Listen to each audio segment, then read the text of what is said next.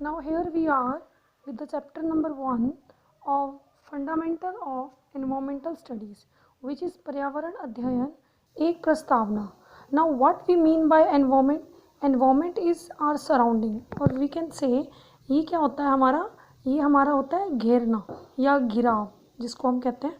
सो इस एनवायरनमेंट के कितने कंपोनेंट्स होते हैं? दो. एक वो जो जीवित होते हैं, एक वो जो निर्जीव होते हैं. जो जीवित होते हैं उनको कहते हैं बायोटिक कंपोनेंट्स और जैविक घटक, और जो निर्जीव होते हैं उनको क्या कहते हैं? अजैविक घटक और एबायोटिक कंपोनेंट्स. अगर हम बायोटिक कंपोनेंट्स की बात करें तो बायोटिक कंपोनेंट्स में कौन से आते हैं? हमारे पौधे, पशु, सूक्ष्म जीव, ये सब आ जाते हैं इसके अंदर. और एबायोटिक कंपोनेंट में क्या आ जाता है हमारे पास? Temperature, moisture, rain. So these are all the parts of abiotic component. Now earth sphere, और वी कैन से पृथ्वी के मंडल कौन कौन से होते हैं? वायुमंडल जिसमें वायु और गैसेज होती हैं, जैव मंडल जिसमें पौधे, पशु और माइक्रो ऑर्गेनिज्म, सूक्ष्म जीव जो है वो उपस्थित होते हैं, जलमंडल जो हमारी पानी की जितनी भी बॉडीज़ हैं सारी की सारी, नदी, नाले, झरने, ये सब इसके अंदर आ जाएंगे, मृदा मंडल और भूमंडल जिसके अंदर हमारे पहाड़, मिट्टी और ये सब जो है वो इसके अंदर हमारे आ जाएंगे. सो वायुमंडल में ये सब लेयर्स आ जाती हैं हमारी. अगर हम अर्थ के सरफेस से स्टार्ट करते हैं जहाँ पे हम रहते हैं, तो वहाँ से ऊपर की तरफ जाते हुए सबसे पहले जो लेयर आती है उसको क्या कहते हैं? Troposphere. Next to troposphere is the stratosphere, then mesosphere, then going upward, just see here kilometers goes on increasing from the surface of the earth. So these are the layers which are present in our atmosphere. जैव मंडल में क्या क्या आ जाते हैं? पौधे, जानवर और सूक्ष्म जीव. और जल मंडल में क्या आ जाते हैं? महासागर, नदियाँ, झीलें, ये सब आ जाते हैं. और मृदा मंडल में क्या आ जाते हैं हमारे? इसमें पृथ्वी की ऊपरी परत, पहाड़, रेत, चट्टान, ज्वालामुखी, ये सब आ जाते हैं. इसके बाद हमारा क्या है? Multi disciplinary nature of environmental studies, और हम इसको क्या कह सकते हैं? पर्यावरण अध्ययन की बहु शिक्षात्मक प्रकृति. वी मीन टू से पर्यावरण अध्ययन डजंट मीन, पर्यावरण अध्ययन का ये मतलब नहीं है कि हमने सिर्फ एनवायरनमेंट स्टडी करना है. अगर हमें इसे स्टडी करना है तो हमें बाकी सभी सब्जेक्ट्स की नॉलेज होना बहुत ज़रूरी है. जैसे कि अगर हम चाहते हैं कि हमें एक जगह का जो है वो पॉल्यूशन लेवल जो है वो कैलकुलेट करना है, तो वो हमें पीपीएम में कैलकुलेट करना पड़ेगा. पीपीएम में करना पड़ेगा, हमें यूनिट्स के बारे में पता होना चाहिए. हमें सारा डाटा कलेक्ट करना पड़ेगा जिसके लिए हमें कंप्यूटर सॉफ्टवेयर का पता होना चाहिए. फॉर्मूले लगाने पड़ेंगे जिसके लिए हमें मैथ्स की नॉलेज होनी चाहिए. और अगर हम जानना चाहते हैं कि इस मिट्टी में या पर्यावरण के इस पार्ट में जो है वो कौन कौन से जीव प्रेजेंट हैं, तो हमें जूलॉजी, बॉटनी, इस तरह की सब्जेक्ट्स की नॉलेज होनी चाहिए. सो जितने भी सब्जेक्ट हमने आज तक पढ़े हैं फ्रॉम नर्सरी टिल पीएचडी, सारे के सारे सब्जेक्ट्स मिल के जो है इन सब की नॉलेज हमें होनी चाहिए. तभी हम क्या कर सकते हैं? पर्यावरण को अच्छे से अध्ययन कर सकते हैं. या अगर हम पर्यावरण अध्ययन करते हैं तो हमें इन सब को भी जो है वो साथ साथ स्टडी जो है वो करना पड़ता है. मैनी डिसिप्लिन्स, मल्टी डिसिप्लिन्स जो है. और ये क्वेश्चन जो है वो एग्ज़ाम के पॉइंट ऑफ व्यू से बड़ा इंपॉर्टेंट है. तो ये तो क्वेश्चन हमने करना ही करना है. और उसमें हमने क्या करना है? सिंपली यही जो है वो हमने चार्ट सा बना के जो है वो दिखाना है. बीच में पर्यावरण अध्ययन और यहाँ पे सारे रिलेटेड सब्जेक्ट्स हो जाएंगे. इसमें अलग कैटेगरी के हो जाएंगे. स्टैटिस्टिक्स आ गया, इसमें बायोलॉजी वाले हो गए, आर्ट्स वाले, कॉमर्स वाले, लॉज, क्योंकि एनवायरनमेंट में भी बहुत सारे लॉज हैं. अभी हम देखते हैं कैसे ये लॉज जो हैं वो इसके अंदर आते हैं. इसके बाद क्या आता है हमारे पास? पर्यावरण शिक्षा के सिद्धांत. पर्यावरण शिक्षा के सिद्धांत क्या है? कि इसकी जो नेचर है, पर्यावरण शिक्षा और एनवायरमेंटल स्टडी के प्रिंसिपल्स क्या क्या आते हैं.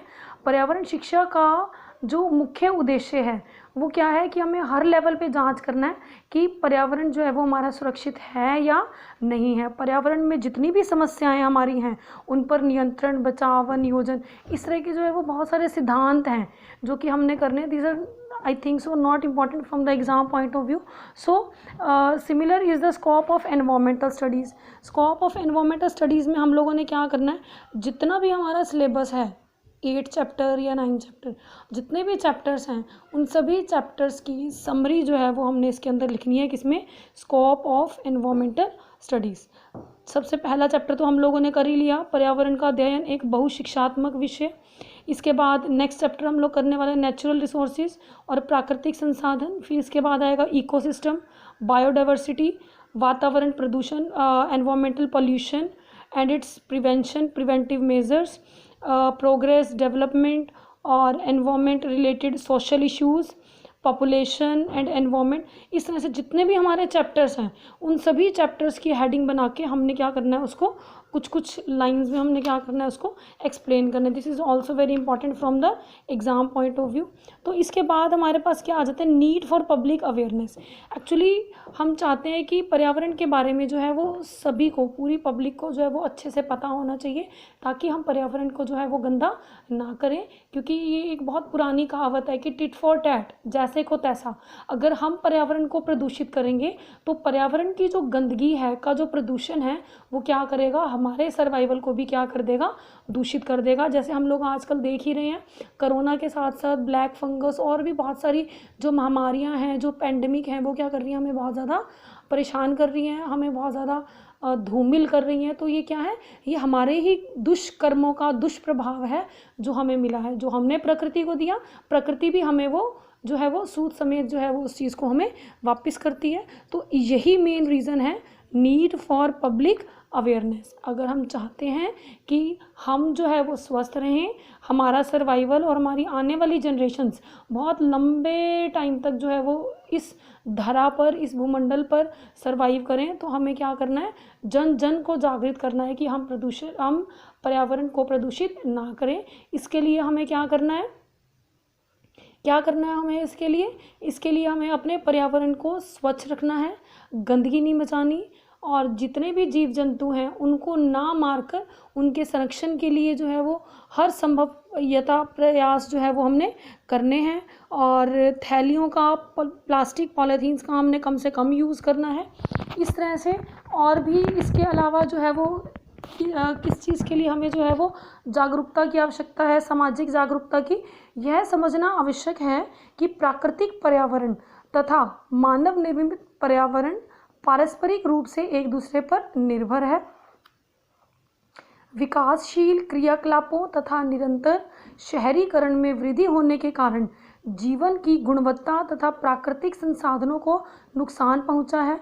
बढ़ते पर्यावरण प्रदूषण के कारण वायु तथा जल की गुणवत्ता में कमी आई है।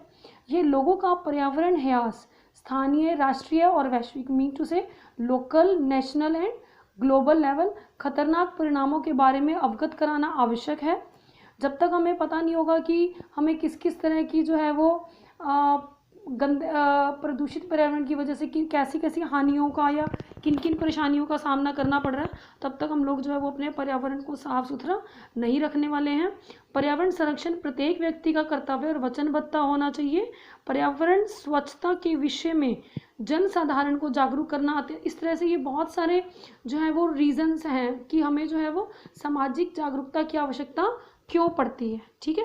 और इस जागरूकता के लिए हम लोग जो है वो क्या क्या कोशिश कर सकते हैं, हम महिलाओं तथा पुरुष तो एजुकेटेड मैक्सिमम होते ही हैं, तो महिलाओं तथा बच्चों को शिक्षित करना, एजुकेट वीमेन एंड चिल्ड्रन, विद्यालयों, महाविद्यालयों में विद्यार्थियों को पर्यावरणीय समस्याओं तथा इनके परिणामों के विषय में जागरूक किया जा सकता है।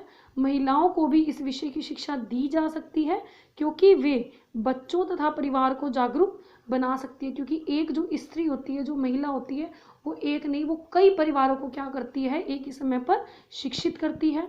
हमें पर्यावरण की जागरूकता के प्रसार हेतु विद्यालयों, महाविद्यालयों या जहाँ पे बहुत ज़्यादा पब्लिक जो है वो गैदरिंग होती हो, वहाँ पे हमें क्या लगाने चाहिए, वर्कशॉप और सेमिनार्स लगाने चाहिए, और वो भी फ्री ऑफ कॉस्ट लगाने चाहिए।